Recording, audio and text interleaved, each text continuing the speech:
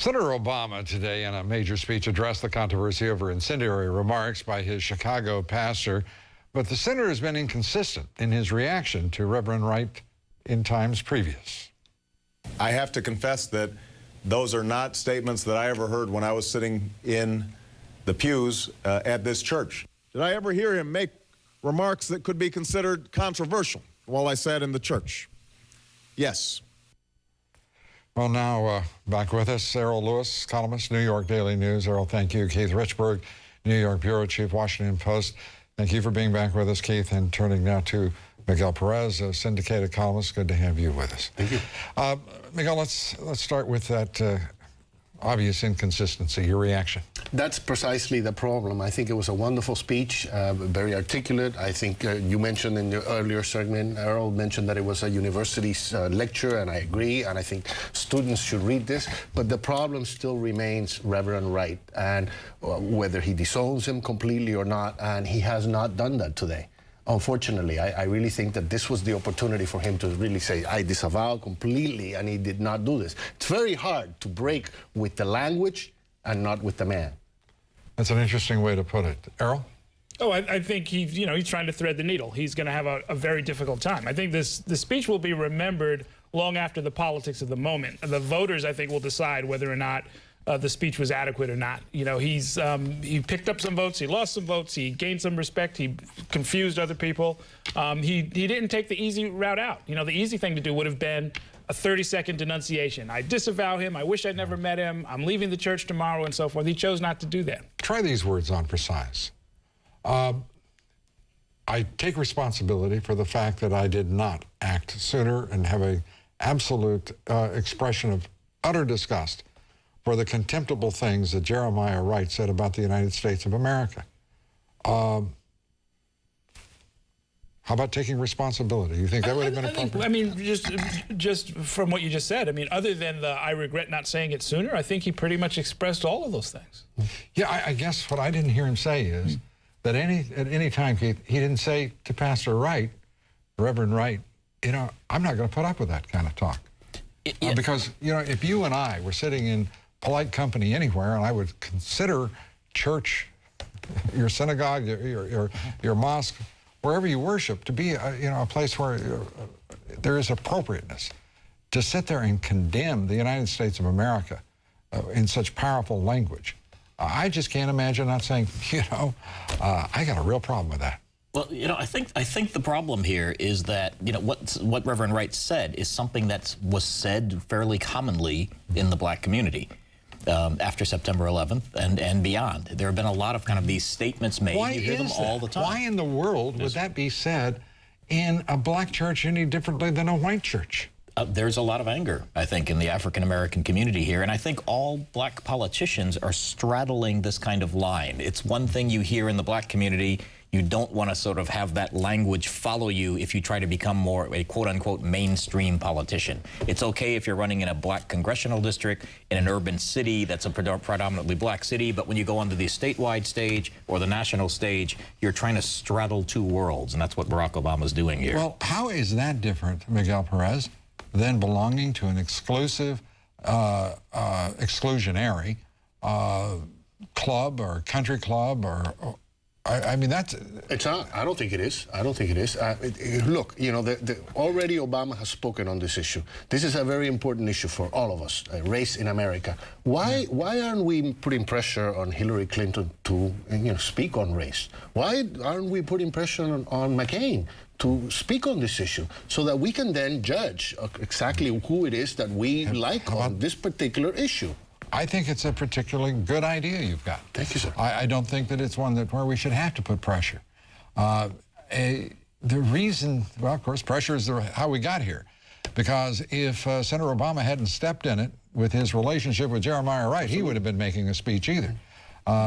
So you think that's appropriate, pressure or not? Senator, Senator Clinton, Senator McCain, step up and tell us what's going on. I'd add to that the press, frankly, which has pounced on this issue in a way that they never talk about, you know, fair housing issues, the 28,000 or so federal discrimination suits that are filed year after year after year.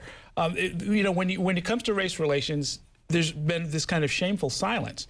which he's now, under the worst possible circumstances, trying to break through. But I think it would behoove all of us to sort of, take this seriously and try and take advantage of let's back up here just a minute, because on this broadcast we've been talking about young black men, 1 in 9 of them being in prison.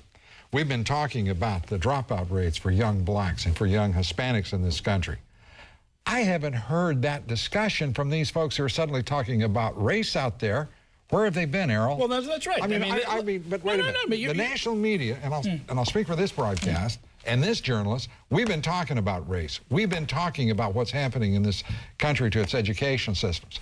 These presidential candidates, including Mr. Obama, Mr. McCain, and Mrs. Clinton, they have been dancing across issues rather than standing up and making a very clear position forthrightly before the American people. Well, but two things. I mean, one is first of all, you're absolutely right. They've taken the safe path, including Senator Obama at every turn. What I really meant, though, was that there are about 55,000 black churches in this country. Right. And Keith and I were talking, the sentiments that are expressed by Jeremiah Wright, even the incendiary ones, are not something, if you go around and you report on this community and you get familiar with these institutions and these issues, it is not something that should come as a shock to everybody in the mainstream media. It's like, oh my goodness, people are in these churches expressing anger and contempt for policies of the United States. Is it a shock to you, Miguel? A little bit, but let me tell you, in my own community, in the Hispanic community, now we have seen this change. The evangelical movement is moving into my own community. For a long time, most Latinos were Catholic. Now there's a lot of these Protestant churches coming up. Now we have reverends, ministers who are doing the same thing as the African Americans are, motivating the community, empowering the community, getting very political. Wait a minute. I got to stop and listen. If you're the Internal Revenue Service watching this broadcast right now, we want there to be no prejudice on any of the cases that you're hearing being built here by either Miguel Perez or Keith Richburg or Errol Lewis. No, but look, there is a movement in the Hispanic community toward evangelism, and those people are empowering the community just like the African American ministers have done, talking about politics in church. It's new to my community. It's something. Well, now we got race and religion. Absolutely. And where does this take us?